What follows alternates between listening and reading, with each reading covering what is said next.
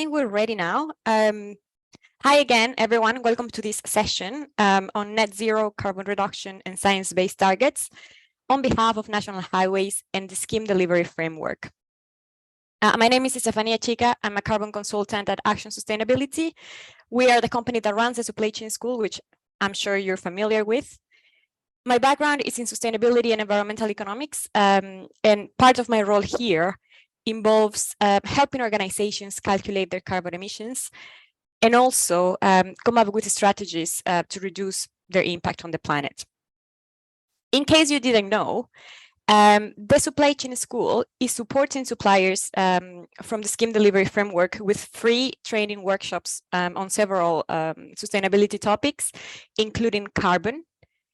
So please check out the school's website so you can register to all these sessions and increase your sustainability knowledge. As I said, these sessions are completely free, so make sure you join as well.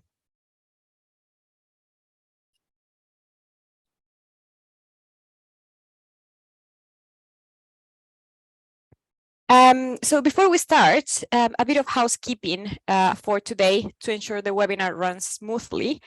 Please input any questions in the chat. We're going to have some time at the end to go through those, and I'm going to try to answer as many as I can. We are going to share these slides with all attendees as well, so you can review them in your own time. And a recorded version of this webinar will also be available through the SDF page in the school's website. Lastly, but very importantly, please share your feedback at the end of the session. We would like to understand what you liked about today, the kind of content that you would like to see in the future, and more generally, how we can improve these type of webinars.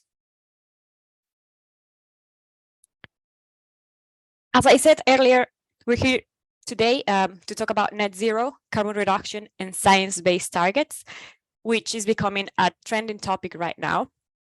So first of all, we're going to do a bit of a recap on carbon to understand why we're trying to reduce carbon in the first place. And then we're going to focus on what we mean by net zero and why it is so important. We're going to talk about the specific actions that you can take in your own organizations to reduce your carbon emissions. And finally, I'll explain how you can start setting your own targets to reduce your footprint. So hopefully the content that you're going to see today is really going to help you start calculating your emissions and to come up with ideas to reduce your impact as well. So let's begin with a quick recap of why are we doing this in the first place? Why are we trying to reduce carbon? And the quick answer to this is climate change. As I'm sure most of you know already, climate change is one of the biggest global challenges that we are facing at this moment. Human activities like burning fossil fuels specifically are accelerating this process. And as a consequence, the global average temperature is increasing. So in summary, we're looking at a hotter planet. The graph that you are seeing right now is showing you where in the world the temperature is higher compared to pre-industrial levels. So the deeper the red, the higher the temperature.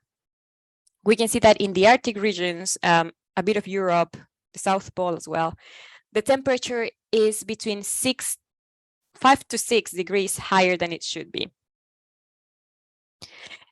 This graph is also showing us that although climate change is a global issue, as I said earlier, it doesn't affect everyone in the same way. And the distribution of those impacts is not even either. It is usually the poorer countries who suffer the most from the effects of climate change.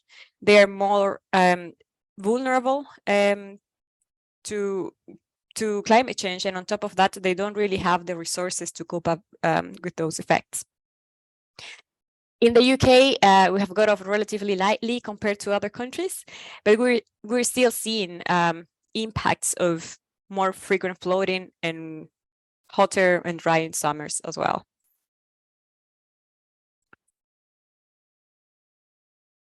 But what does this mean for you, and what does this mean for me? So I'm sure you have seen these pictures before.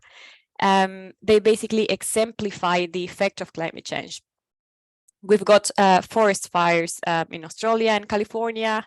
We've got hurricanes in the Caribbean, shrinking glaciers, and many other events that, although they're natural events, they're now happening more frequently, and they're also happening more extremely than ever before.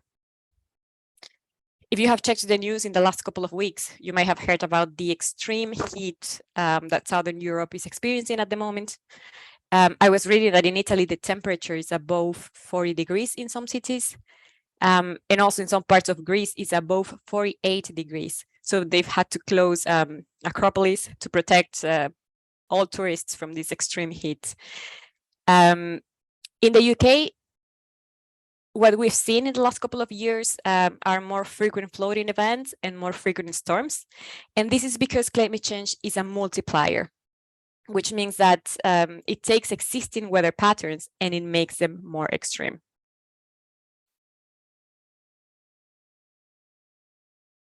So the question is, what is the political response to climate change? And what are we doing at the global level, but also what are we doing in the UK to tackle the challenge of climate change? So at the global scale, every year countries get together in what they call the Conference of Parties, or COP, to talk about climate change. One of the most important COPs or conferences in history was the 2015 COP in Paris, because it was the very first time where we got some kind of global agreement that we were going to do something about climate change. And this led to the Paris Climate Change Agreement in 2015. Then a year later, in 2016, this agreement was ratified. And since then, each country has what they call a national determined contribution, or NDC, which basically means that each country has to do something to tackle climate change. You might remember that one of the last COPs, the one from 2021, if I remember correctly, took place in Glasgow. So we had representatives from all over the world going to Scotland to discuss the plans to reduce emissions. And during this conference, there was a plan to reduce the use of coal, which is responsible for 40% of annual carbon emissions in the world. COP28 will take place this year in the United Arab Emirates, and one of the key discussion topics is going to be the creation of a funding mechanism to help developing countries cope up with the loss and damage that results from climate change. And this is a quite interesting topic because, as I said at the beginning, it is the poor countries who suffer the most from the effects of climate change.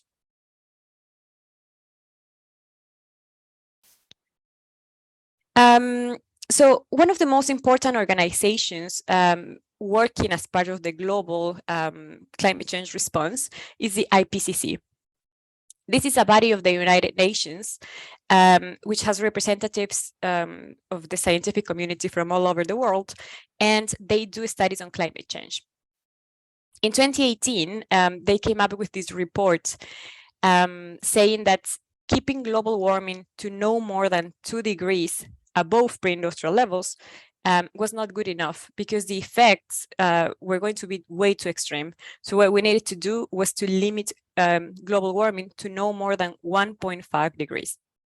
Please keep that 1.5 degrees in mind, because we're going to mention it a lot today. So this report compares the different impacts between having a world that is 2 degrees warmer versus having a world that is 1.5 degrees warmer. And the summary is that it's really important that every single part of society takes part in this. All industries, all sectors, all businesses need to do their part to tackle climate change. This report also talks about the fact that we need a wide portfolio of mitigation options for all sectors. There are lots of different things that we could be doing to tackle climate change. So we can't rely on one single piece of technology to solve this huge issue. And finally, when it comes to electricity, this report emphasized that we need to have a green energy mix. In other words, our electricity needs to be largely renewable by 2050. In the UK, for example, we're looking to have a zero carbon electricity grid by 2035 through wind turbines, through solar panels, etc. So in that sense, we're quite ahead of the curve.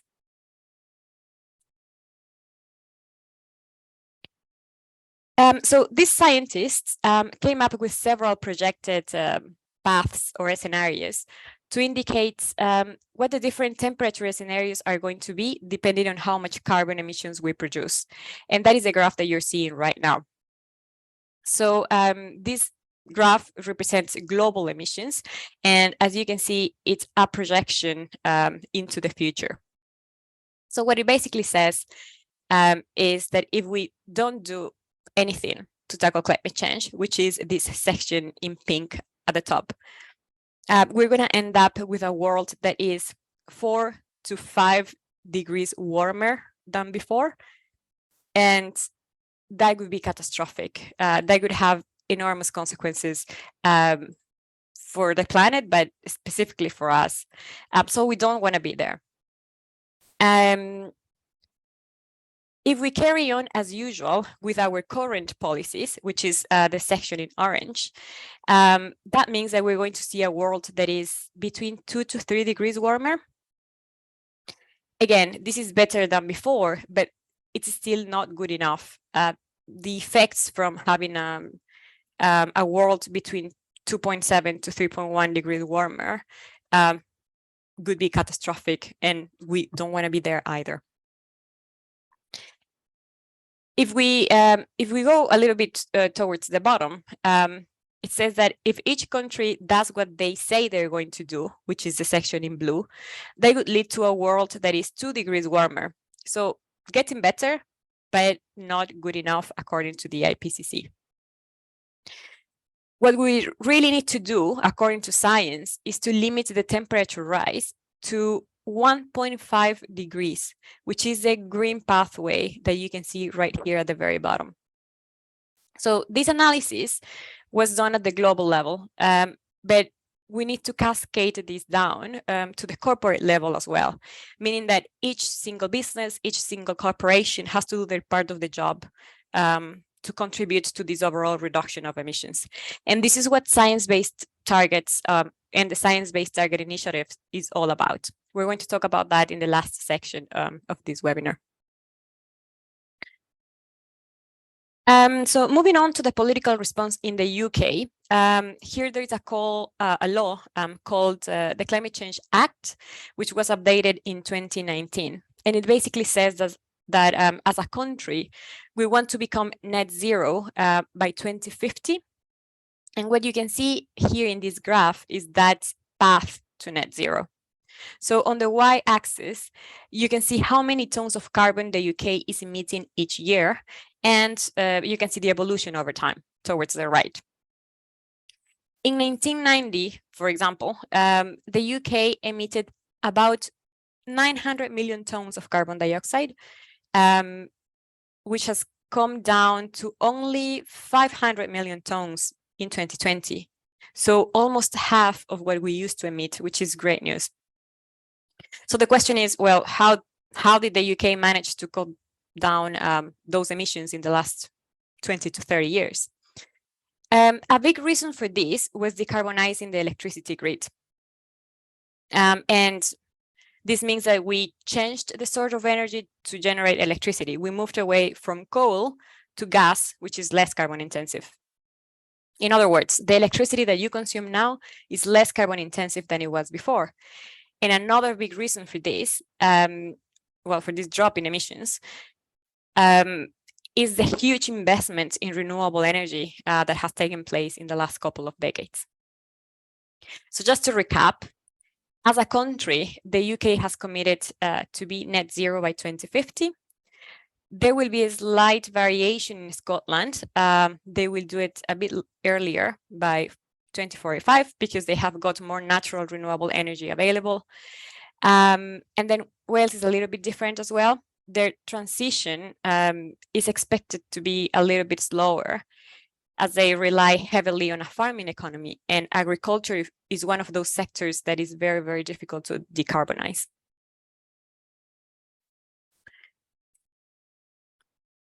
Okay, so a very important concept when we talk about carbon emissions is scopes. So before we start talking about net zero, let's do a recap of what scopes mean. This concept is really the foundation of carbon accounting.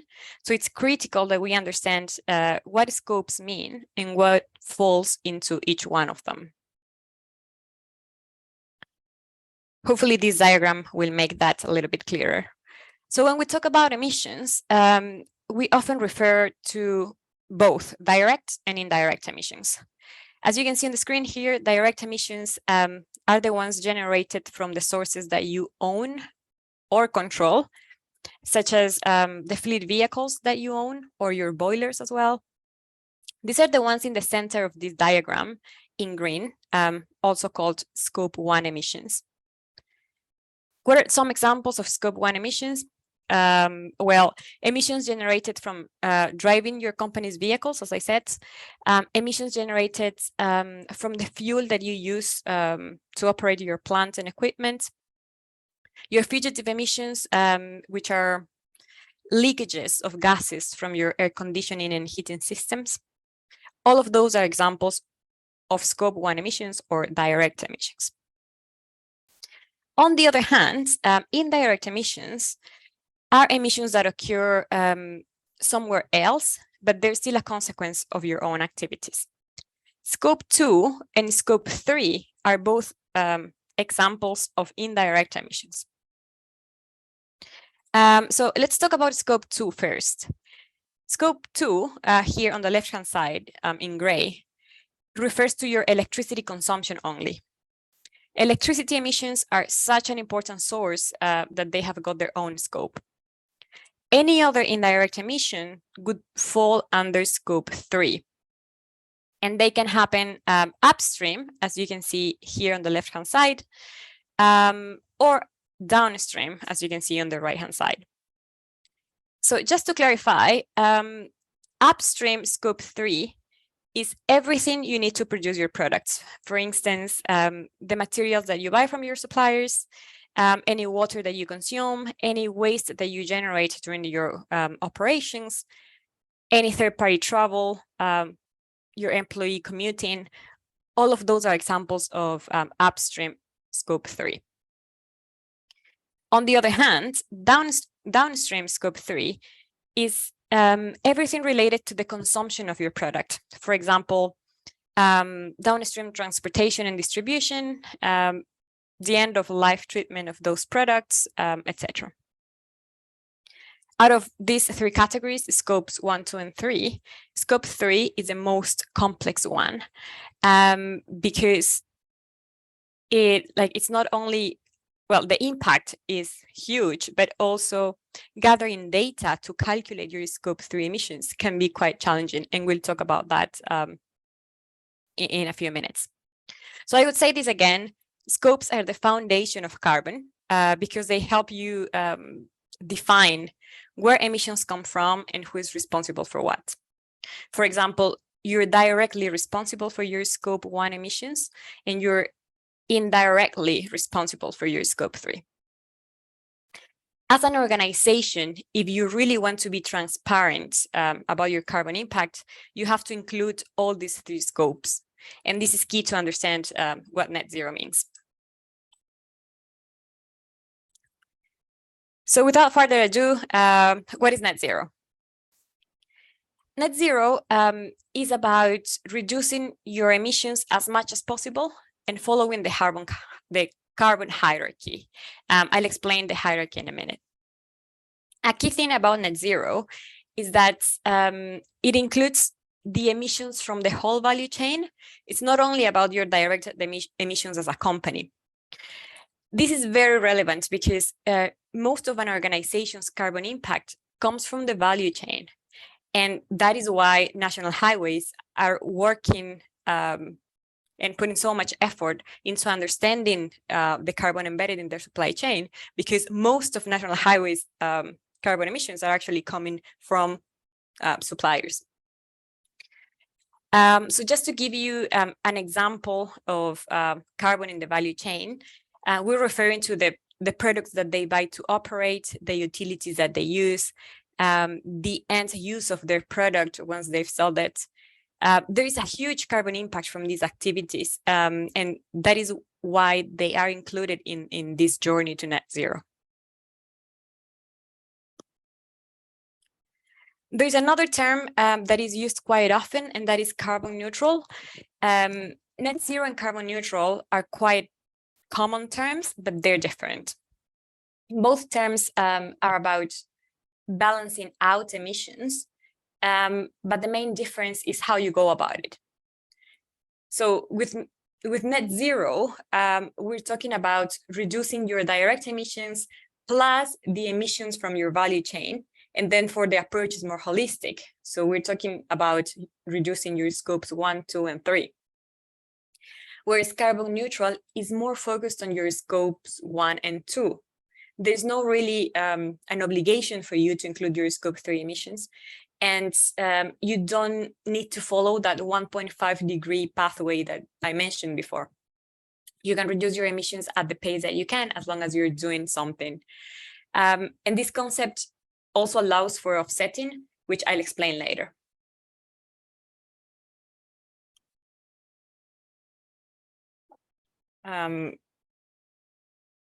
Okay. So when people in organizations talk about net zero, or they talk about carbon neutral, sometimes they mean different things. So it's really important for you to always interrogate what they mean by net zero or what they mean by carbon neutral. For example, what exactly are they including in their carbon assessments? What do they mean by carbon neutral? What actions are they taking to reduce emissions? Because as I said, it can mean different things to different people. And finally, this concept of net zero is also linked to science-based targets and the Science-Based Targets Initiative. As the name implies, science-based targets are carbon reduction targets to reduce emissions according to what science says, which is limiting the temperature rise to 1.5 degrees above pre-industrial levels. Through science-based targets, you can set up your near-term and your long-term targets to reach net zero by 2050, following that 1.5-degree trajectory. We'll come back to science-based targets in more detail towards the end. For now, let's just focus on the UK's approach to net zero. So that's the theory behind net zero. The question that we will address now is, what is the UK's approach to net zero? What you are seeing right now on the screen are the net zero pathways for the macro sectors in the UK economy. And this basically means that all sectors have to take actions to reduce emissions. And this is how they're predicting for this to happen in the next 30 years. So manufacturing and construction, which is this gray line right here, you can't really notice where the line is, but I'm trying to point it out. So this gray line here is manufacturing and construction, and this graph is showing this steady reduction path over time. This is kind of similar to the orange line here at the top, which refers to buildings. But you can also see that other sectors vary. They're quite different. For example, this sector in purple here is aviation, and this spike down that you can see here is COVID. which actually quickly recovered, as you can see here. But the point with aviation is that even by 2050, they will still produce a high amount of emissions. It is estimated that aviation will still produce 60% of the emissions that they produce today, because this sector is really difficult to decarbonize. It takes so much fuel to put a plane on the sky, and this is a reflection of that. Agriculture is this green line at the top, which is in a similar situation, actually. They will only decrease about 20% of what they currently do. Agriculture is another sector that is difficult to decarbonize because of the impact of farming and cattle in terms of emissions. You probably know this already from previous carbon workshops, but in case you don't, one of the key greenhouse gases that cause climate change is methane, which comes from the digestion in animals, particularly cows. So if people continue to consume beef at the rate that they do at this moment, methane emissions will continue to increase, and climate change will get worse and worse. So it's really important also to, I think, to understand the impact of our daily actions as well. Now, this is the detail by sector level. This graph here is specific to the manufacturing and construction sector, and it shows what we can do to get to net zero. So the y-axis represents the quantity of emissions, and the x-axis is that progression over time. So the black line that you're seeing here at the top are the historic emissions, and what we need to achieve is the purple line down here. So each color is showing you different things that we can do as a sector to reduce emissions. For example, we can use less virgin material. We can be more efficient in our production. Lean construction is an example of that. We can use different materials and also explore greener options for our projects. We can be more efficient with the energy that we use in our projects and processes. And very importantly, think about where is that energy coming from? Is it coming from fossil fuels? Is there an opportunity to switch to renewable energy? And so forth. So the key takeaway from here is that there are so many different things that we can do to bring down emissions as a sector, so many options that can be explored. So we can't really rely on one single piece of technology to decarbonize the entire sector. We need to focus on all the different strategies that we can take to achieve that goal.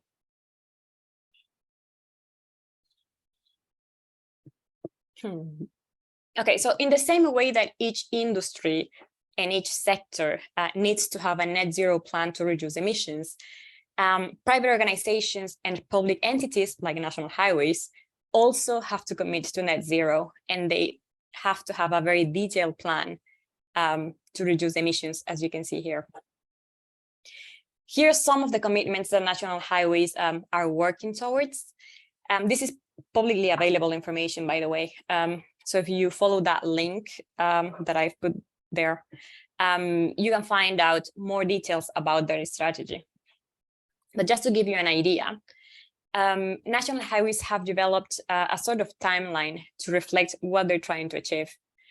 So by 2030, they will be net zero for their own operations. This means that they're going to reduce emissions from their own energy and their own travel. In other words, their scopes 1 and 2 emissions.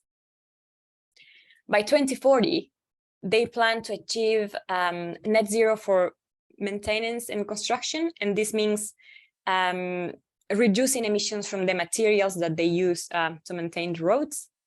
And finally, by 2050, they want to achieve net zero carbon travel. What does that mean? Basically, they want to reduce the end user carbon, which are the emissions from road users. Okay, every time you and I drive on those roads, we emit carbon emissions, national highways are indirectly responsible for those emissions as well, okay? Also, I'm just going to mention that like an hour ago, National Highways also launched their contracting for carbon policy. I'm sure some of you were on that event as well. And again, this is linked to all the carbon reduction strategy that they've put in place to achieve net zero. The specific actions that they're going to take to achieve these targets is something that we're going to see in the next section. Okay, so moving on, how do we reduce carbon in line with science? There are two very important concepts that we use to respond to climate change, and those are mitigation and adaptation. Mitigation is about emitting less carbon in the first place, and it's about being more efficient.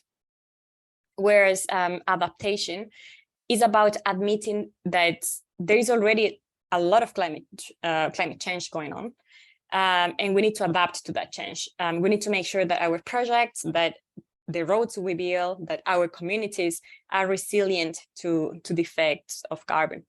You can see examples of both strategies in the diagram. For instance, when it comes to mitigation, sustainable transportation is a good option because it reduces emissions from the transport sector through electric vehicles. Another example of mitigation is renewable energy, in the sense that by using more renewable energy, we are avoiding further emissions from fossil fuels. You can see other examples in there, like using low carbon materials, using low carbon products, etc.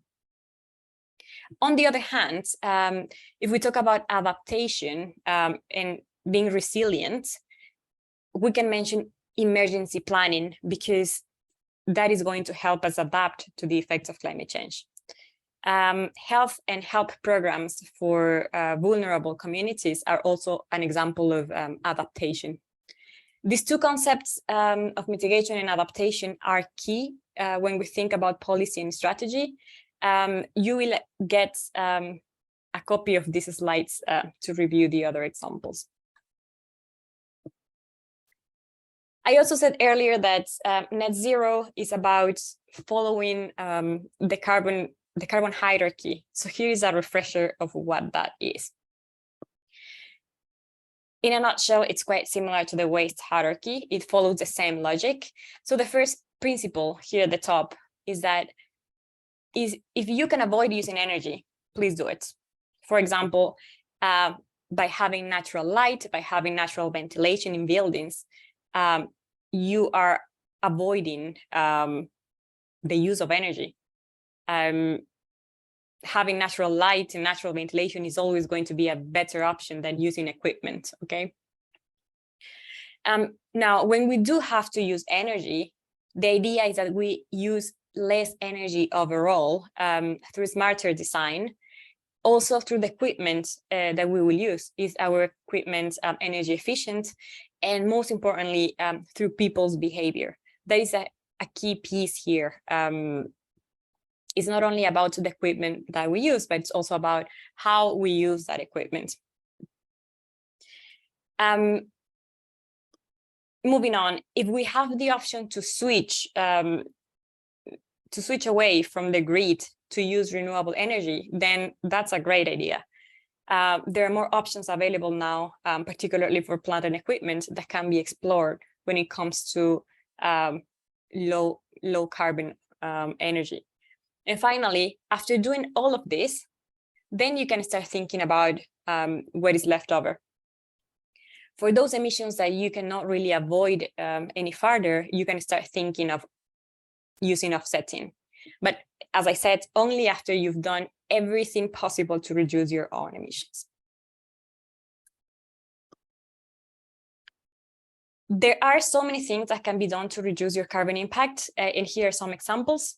You can avoid energy use whenever possible, and actually teleworking or working from home has proved to be an efficient way to reduce emissions from travel and from employee commute.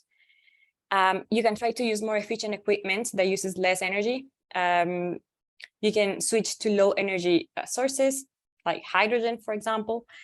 Think about the materials that you use as well. Let's be more efficient with the materials that we use. Let's try to avoid waste and to incorporate the concept of circularity of those materials. It's also good to explore greener materials that can help you lower your carbon impact. Remember that to decide which actions are going to be most effective in your own organization, you first need to start measuring your emissions and identifying where your carbon hotspots are, okay? Try to identify what are your biggest sources of carbon, and then based on that, make decisions to reduce those specific hotspots. That would be the most efficient way of going about this. Now, on this topic of carbon reduction actions, I also wanted to mention some of the specific actions that national highways are taking to reduce their emissions and to achieve the net zero targets that I mentioned earlier. So we're going to take this by parts. To achieve net zero for their own operations, they're buying renewable energy for lighting and operations since 2020. They will also replace 70% of their road lighting with LEDs by 2027. Their non-traffic officer vehicles will be 100% electric by 2027 as well. When it comes to materials, they're developing a net zero plan for each of their procurement categories, which they're going to share with their suppliers. And they will also launch a zero carbon construction innovation program. These are just examples of what national highways are doing specifically to achieve their net zero strategy. But they're not the only ones. So if you want to have a bit more of an idea of what other actions they're implementing, please check out their net zero strategy, which is available online, and it's open to the public.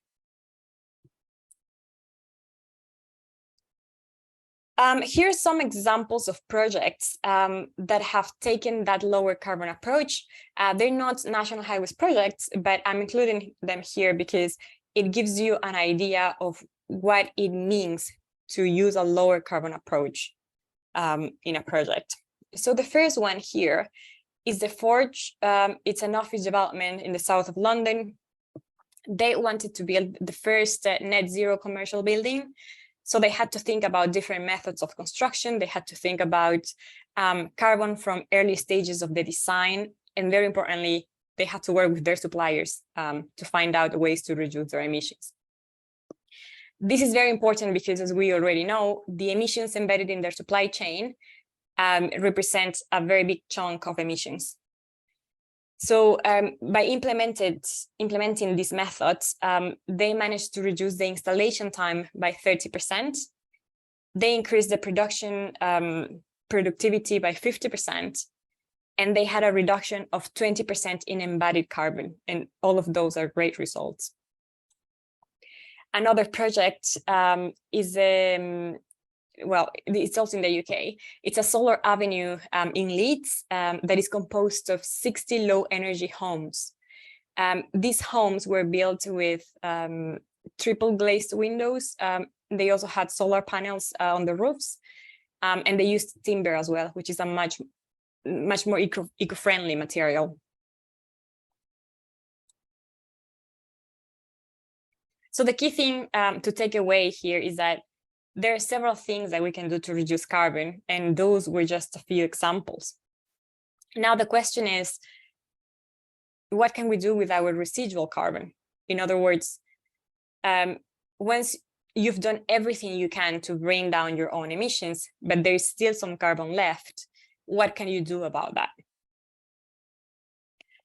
So the first option for residual carbon tends to be offsetting, which is quite popular. Offsetting is basically a compensation scheme for your residual carbon. It means compensating for the emissions that arise from an organization in one place through carbon avoidance or carbon removal activities somewhere else. It's a balancing approach. I think this graph explains it or explains the concept quite well. The red box that you're seeing here are your residual emissions. So what is left over after you've done everything possible to lower your emissions. Through offsetting, you can identify an offsetting scheme where you want to invest, meaning that you will pay money to invest in a scheme that is going to help someone else reduce their emissions. They will calculate how much carbon has been reduced through that scheme, and they will also calculate the price per ton of carbon, and that is called a credit. So in other words, you are paying for a carbon credit. How many carbon credits you buy will depend on how many emissions you would like to offset. One of the benefits of offsetting is that in principle, it makes the polluter pays for the emissions. In other words, the polluter is kind of taking responsibility for emissions, and it's putting a price on carbon. Besides this benefit, there are other types of benefits that can be attributed to offsets. For example, schemes that look at improving air quality and people's health, or schemes that try to reduce the impact on biodiversity by reforesting places. So in summary, offsets can be a part of your carbon strategy as long as it comes at the end, after you've done everything you can to reduce your own emissions. If you remember the carbon hierarchy that I showed in previous slides, offsetting was at the very bottom of the pyramid, meaning that before you opt for offsetting, you have to try other measures to reduce your own carbon.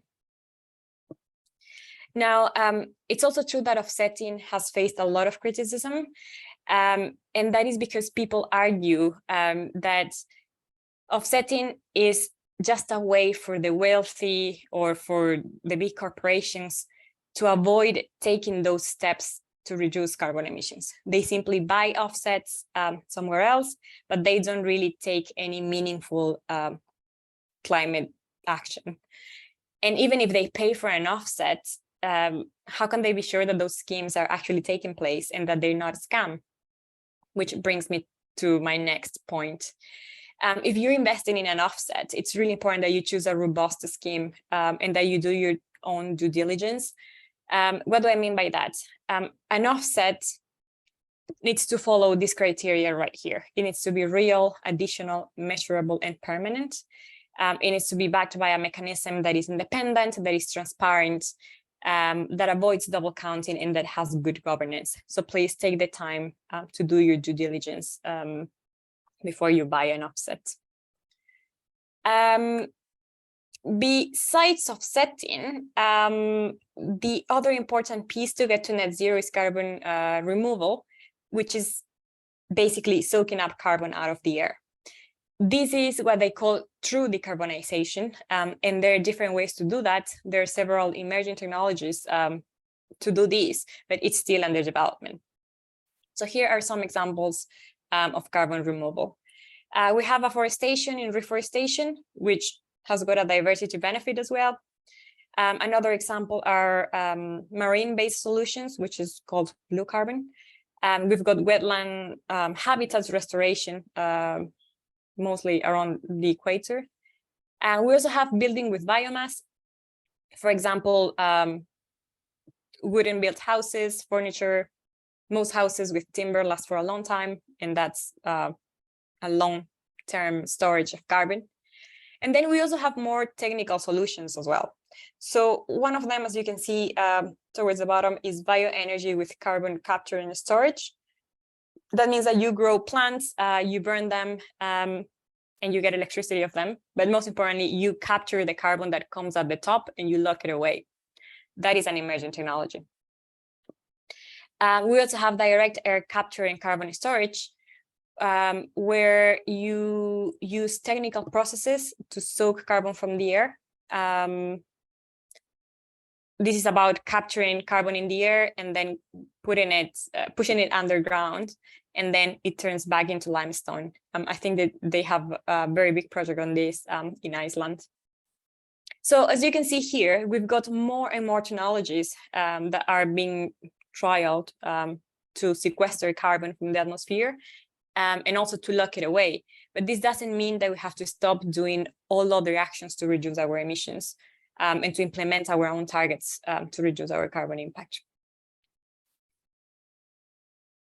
So on that topic, how can you set targets to reduce emissions in your organization? This is a section about science-based targets and the science-based target initiative, which again is another very trendy topic.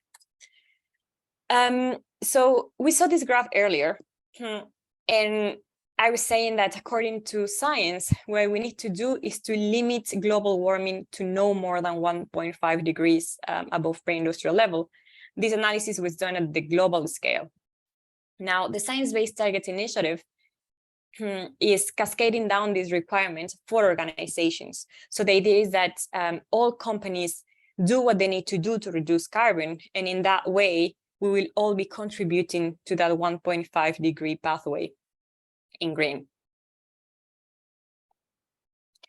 The Science-Based Target Initiative is a collaboration between the Carbon Disclosure Project, the UN Global Compact, and the other organizations that you're seeing on the screen right now. And the objective is to make it a standard practice for companies to set up science-based targets and to be more active in this fight against global warming. So this initiative process to help organizations set their own reduction targets that are aligned with net zero. This process depends on the size of your company.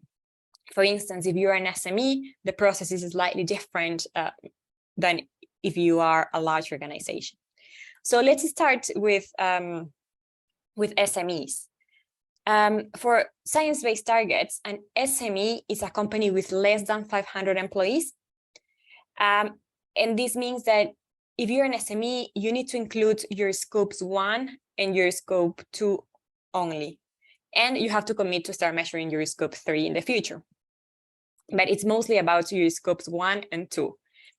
The process is outlined here on the screen. You need to submit a commitment letter saying that you would like to commit to science-based targets. They review it and approve it. You have to pay for a fee, which is $1,000 US. I think that's about 800 British pounds. After approval, you need to disclose your progress in terms of targets every year to show that you're on track. So as you can see, it's a very short process for SMEs. And the reason behind this is that they're trying to encourage more and more SMEs to get involved. This is a much quicker route. And as I said, it applies if you've got less than 500 employees. Now, if you're a large organization, the process is a little bit more complex. You will be required to include your scope 1, scope 2, and scope 3 if this one represents 40% or more of your overall emissions, okay? If you're a large organization, the first step is to submit a commitment letter in which you publicly commit to develop reduction targets that are in line with the science criteria, and that you get them validated and approved by the Science-Based Targets Initiative. In other words, once you have your targets ready, you submit them to the Science-Based Target Initiative for them to validate it. And if the targets align with their criteria, you receive an approval letter and a target validation report, and then they will publish you in your website. The key difference between the process of SMEs versus large organizations is that for large organizations, they give you a 2-year target validation period. And that means that the Science-Based Targets Initiative will review carefully all the targets that you have submitted to make sure that they're accurate. So it's a 2-year process for questions and clarifications. Once you finish that process, they will publish you on their website, and you'll have to do the same every year, meaning that every year you need to show the progress that you have achieved to make sure that you are in line with your own targets. Please do let us know if you're interested to find out more about science-based targets so we can develop a specific training on that. Okay, so as you can imagine, a very good first step to embark in this net zero journey is to measure your own emissions as a company. A key part of this process is to collect the data that you need in order to calculate your emissions. So I wanted to take a moment here to talk about the kinds of data that you need to collect and give you some ideas about where you can find that information, because that is one of the key questions that we get from most organizations. So here are some examples. If you want to calculate your scope 1, we're going to look at your consumption of fuels. So what you need to know is how much fuel you are consuming. For example, how many liters of diesel, how many liters of petrol, how many liters of red diesel, etc.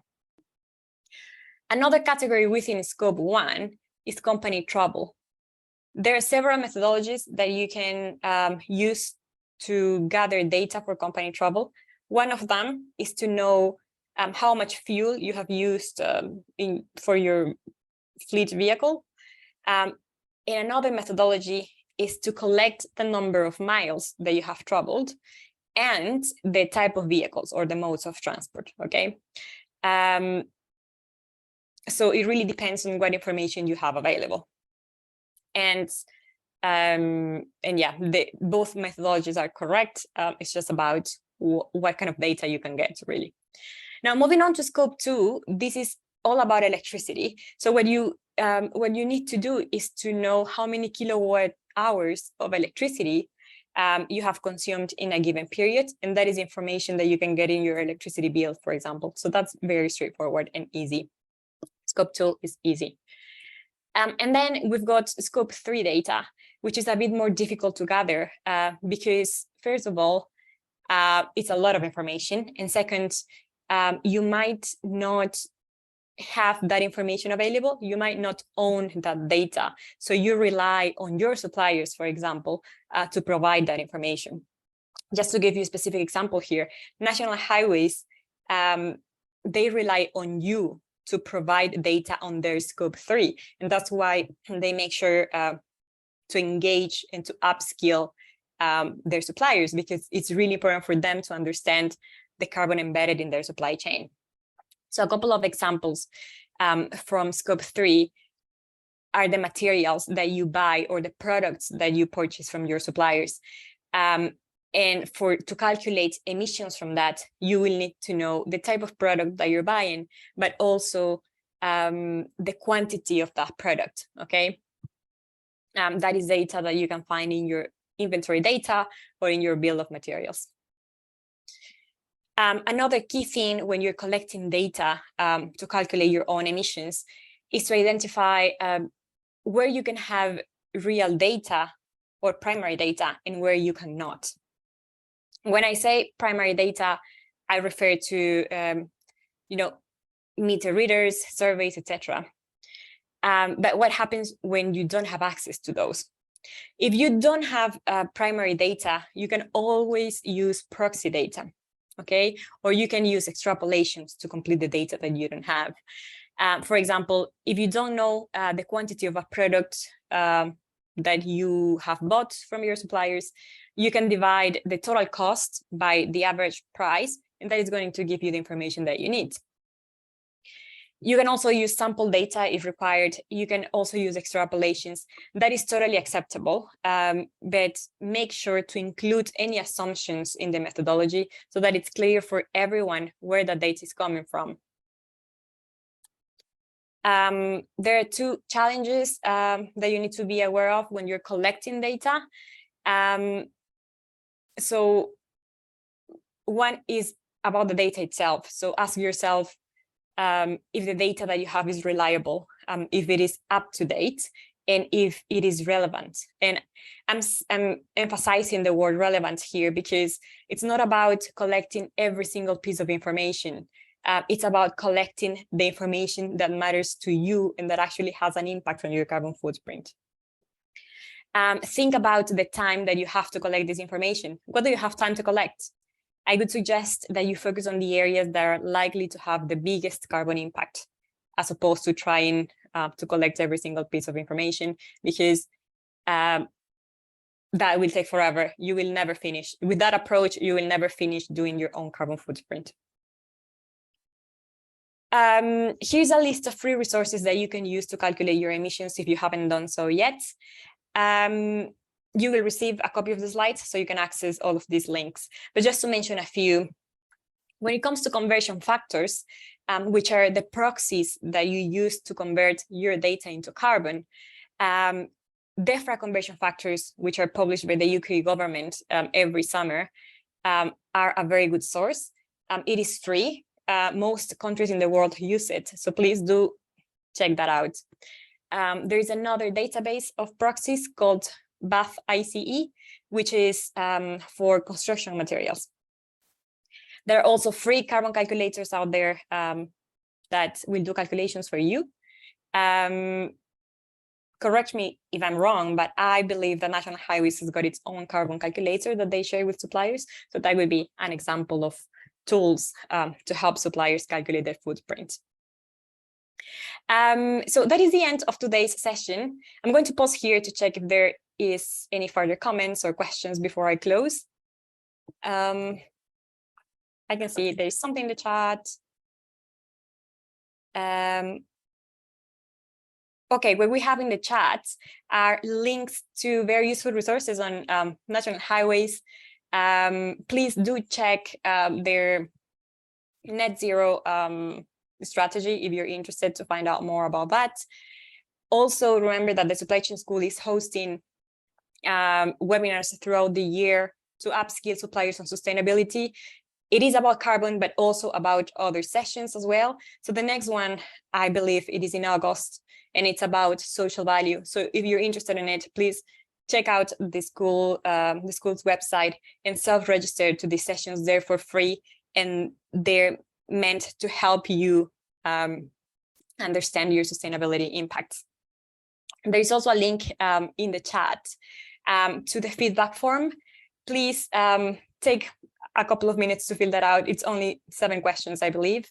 It helps us understand what you like, what can be improved, and the kind of content that you would like to see in the future. And yeah, I think that is it. I hope you learned something new today. Yeah, and that we helped clarify some carbon questions as well today. I also wanted to mention that in the back of all these learning webinars that we're doing, we're trying to understand how you're implementing this learning. So if you have examples of how you have used the learning that we've given in your organization to implement some strategies, please do get in touch with us. So we can see what specific actions you guys are taking to reduce your carbon or to improve your social value, etc. So please do get in touch with us to give us a bit more feedback on that. Thanks, everyone, and have a great rest of the day.